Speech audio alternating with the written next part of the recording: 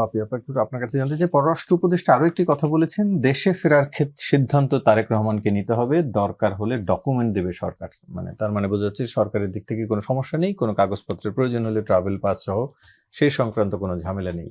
প্রশ্ন হচ্ছে তারেক রহমান কবে ফিরবেন বা ফেরার ইচ্ছা পোষণ করছেন?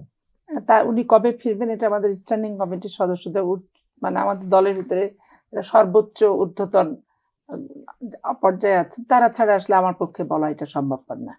এটা একমাত্র তারেক সাহেব ওনারাই বলতে পারবেন যে কবে আসতে চান, এরা কবে আনতে চান। অন্য কোনো বাধা কি আছে দেশের মধ্যে? এটাও আমি বলতে পারবো না প্রথমত। আর দ্বিতীয়ত আমি যে আরবানের যে কথাটা, যে মানুষ আত্মাহুতি দিচ্ছে, মানুষ জীবন দিচ্ছে শুধু অন্য একটা সরকার আনার জন্য না।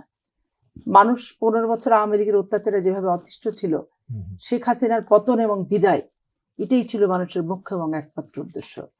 কারণ আমরা তো কোনো লিফলেট আকারে গলায় বেঁধে আমরা যাই নাই যে হচ্ছে এই অন্তর্বর্তীকালীন সরকারকে 5 বছর রেখে দিতে হবে, এই 5 বছরে প্রতীক পাবে শাপলা, এনসিপি নিবন্ধন পাবে, একটা জাতীয় রাজনীতি করার মতো বাংলাদেশে 300 সিটে 400 আসন পেয়ে যাবে, সরকার গঠন করার মতো পরিস্থিতি আসবে, নির্বাচনে বিজয়ী হওয়ার মতো পরিবেশ আসবে।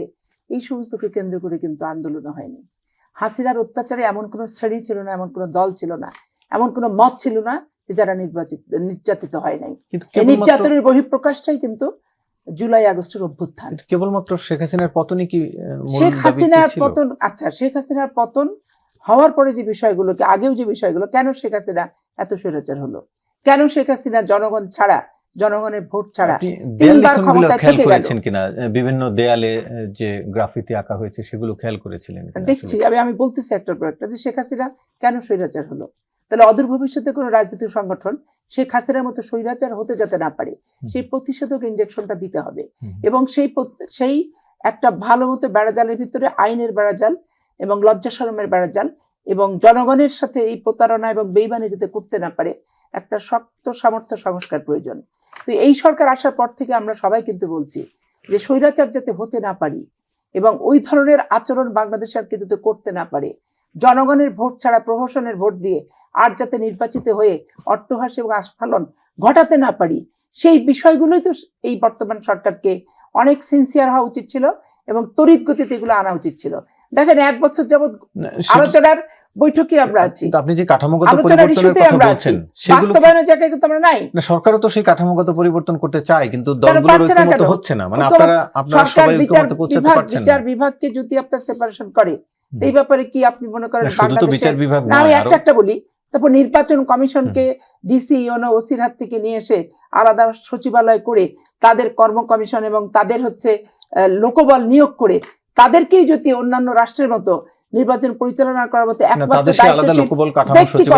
তাহলে এখানে কারোর আপত্তি আছে কি? আপত্তি তো নাই।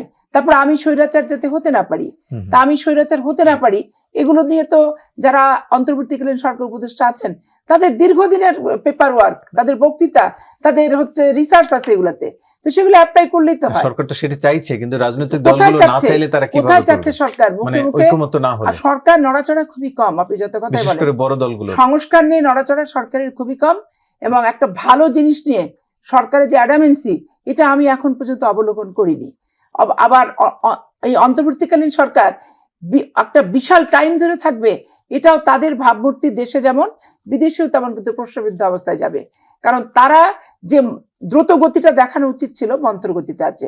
আর বিচার আর সংস্কার এটা সারা জীবন, পৃথিবী যতদিন থাকবে, রাষ্ট্র ততদিন থাকবে, চলমান একটা প্রক্রিয়া। অবশ্যই স্বচ্ছতার সাথে এই প্রক্রিয়াকে আগায় নেওয়ার জন্যই সকল রাজনৈতিক সংগঠনকে ঐক্যমতে পৌঁছাতে হবে। এটাই আমি দৃঢ়ভাবে বিশ্বাস করি। আপনি ঐক্যমতে যদি না পৌঁছান, আজকে আমি গেলাম আর লঙ্কার রাবণ হলাম, আর একজন গেল সেও লঙ্কার রাবণ হলো। রাবণ তো আমরা চাই না, রাবণ তো আমরা চাই না, আমরা সুশাসন চাই।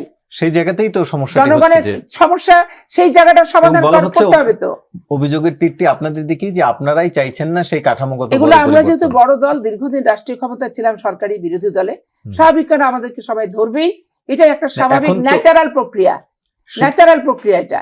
এখনকার কমিশনের সভাগুলো তো সেই অভিযোগটি আসছে যে না, এটা আমাদেরকে অভিযোগ ভিত্তিহীন ভাবে দেওয়া হচ্ছে। কারণ আমরাই সংস্কারে অনেক ব্যাপারে ঐক্যমত হয়েছি এবং ধরেন রাষ্ট্রপতি প্রধানমন্ত্রীর ক্ষমতার যে ভারসাম্য, সেইগুলো নিয়ে একই ব্যক্তি 2 টার্মের বেশি 3 টার্ম থাকতে পারবে না, সেগুলো নিয়ে এগুলো তো ঐক্যমতে আমরা পৌঁছেছি।